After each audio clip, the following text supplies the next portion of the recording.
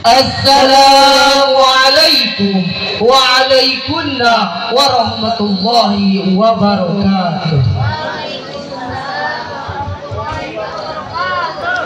Innal hamdalillah nahmaduhu wa nasta'inuhu wa nastaghfiruh wa na'udzu billahi min shururi anfusina wa min sayyiati a'malina. May yahdihillahu fala mudilla lahu wa may yudlil fala hadiya lahu. Asyhadu an la ilaha illallah wahdahu la syarika lahu wa asyhadu anna Muhammadan abduhu wa rasuluhu alladzi la nabiyya ba'dahu. Faqad qala Allah ta'ala fil Qur'anil Karim wa huwa asdaqul qailin wa biqawli yahtadil muhtadun. A'udzu billahi minasy syaithanir rajim. Bismillahirrahmanirrahim. Ya ayyuhalladzina amanu taqullaha haqqa tuqatih wa la tamutunna illa wa antum muslimun.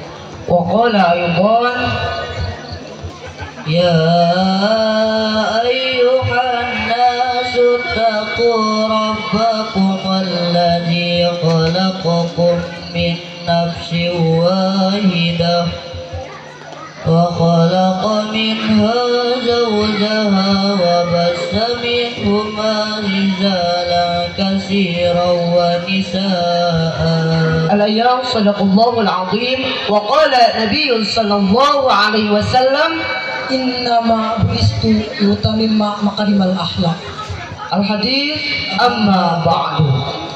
Hadirin yang dimuliakan Allah, beberapa abad silam dalam tatanan sejarah umat Islam ada banyak sekali perbuatan-perbuatan kejam dilakukan oleh manusia yang tidak memiliki rasa kemanusiaan, jauh dari sifat kemuliaan. Ada banyak wanita dilecehkan, baik yang terlahir dengan jenis perempuan dikubur hidup-hidup tanpa ampunan, bahkan saling membunuh antar sesama menjadi kebiasaan. Minuman dan pesta pora menjadi kebudayaan. Setiap pemimpin masing-masing mengedepankan kesombongan. Inilah potret bangsa jahiliyah sebelum Islam datang. Beberapa abad silam juga dalam tatanan sejarah umat Islam, tepatnya pada 12 Rabiul Awal di hari Senin, lukisan indah coretan sejarah mencatat kelahiran orang yang akan membawa cahaya di tengah kegelapan.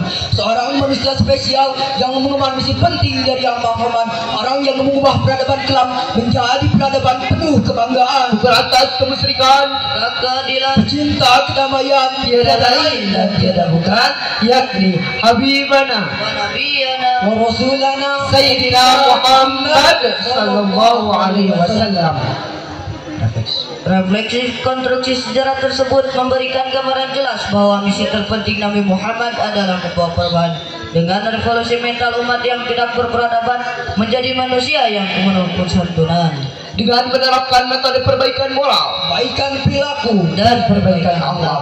Dalam komunikasi dakwah, Nabi Muhammad sallallahu alaihi wasallam telah melakukan inovasi perubahan sosial karena dengan kemuliaan perilakunya secara dinamis dan sistematis, akhlak Nabi dapat diterima oleh masyarakat jahiliyah dan dapat diadopsi oleh semua orang, tidak terbatas zaman.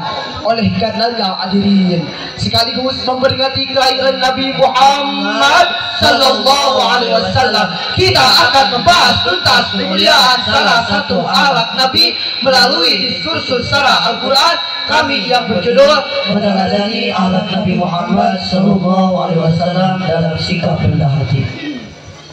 A'udzu billahi minasy syaithanir rajim. Bismillahirrahmanirrahim.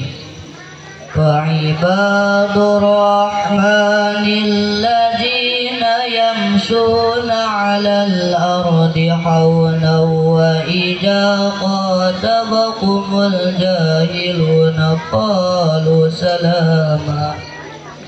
Dan hamba-hamba Allah yang Maha Penyayang itu ialah orang-orang yang berjalan di atas bumi dengan rendah hati. Dan apabila orang-orang jahil menyapa mereka, mereka mengucapkan kata-kata yang mengandung keselamatan. Quran Surah Al-Furqan surat 35 ayat 63. Menurut Jalaluddin As-Suyuti dan Jalaluddin Al-Mahali mengenai penjelasan ayat ini bahwa ibadur rahman yang dimaksud adalah hamba-hamba yang berjalan di muka bumi dengan tenang dan rendah hati. Kemudian apabila orang jahil menyapa mereka untuk berbicara dengan kata-kata yang tidak disukai, maka hamba tersebut mengucapkan kata-kata yang keselamatan atau kata-kata yang menghindarkan tersebut dari dosa. Demikian interpretasi Al-Quran Surah Al-Furqan ayat 63 dalam tafsir Jalalain. Ayat tersebut memberikan pemahaman kepada umat manusia bahwa hamba Allah yang baik adalah hamba yang merendahkan diri terhadap sesama manusia, tanpa membedakan strata apalagi harta, tanpa membedakan strata apalagi kasta, tanpa membedakan bangsa apalagi bahasa. Biar orang Banjar, pulau wong Jawa, biar dika ulang Dayak, engkau orang Madura. Di hadapan Allah kita sama. Hadirin yang dimuliakan Allah, inilah salah satu kunci sukses dakwah Nabi Muhammad SAW dalam revolusi mental masyarakat India. Karena dengan kerendahan hati yang dilakukan Nabi memberikan dampak positif kognitif secara psikologis maupun sosiologis. Rasulullah SAW menegaskan untuk bersikap rendah hati dalam sebuah hadis riwayat Imam Muslim dari Iyad bin Himar radhiyallahu anhu. Inna Allah awha ilayya an tawadhu hatta la yaqra ahadun ala ahadin wa la yabqi ahadun ala ahadin. Rawahu Muslim. Sesungguhnya Allah memberikan wahyu kepadaku, bersikaplah rendah hati semua, sehingga seseorang tidak merasa bangga atas orang lain, dan seseorang tidak melakukan penganiayaan terhadap orang lain. Hadirin yang dimuliakan Allah, pentingnya sikap rendah hati hadirin berdasarkan sabda Nabi Muhammad SAW adalah menjadikan kita terhindar dari dosa-dosa. Khususnya hadirin, kita terhindar dari perbuatan aniaya terhadap sesama, sehingga hadirin sikap rendah hati dapat menjadikan kita lebih dihargai oleh orang lain. Karena itu hadirin, hilangkanlah sikap sombong, angkuh, dan tidak mau menghargai orang lain. Seseorang tidak akan meninggalkan sikap rendah hati kecuali kesombongannya menguat. Seseorang tidak akan merasa sombong kecuali keangkuhan hatinya meningkat. Dan seseorang tidak akan merasa angkuh kecuali akalnya sudah tidak sehat. Demikian kutipan tulisan Ahmad Najih dalam bukunya yang berjudul Akhlak Rasulullah SAW.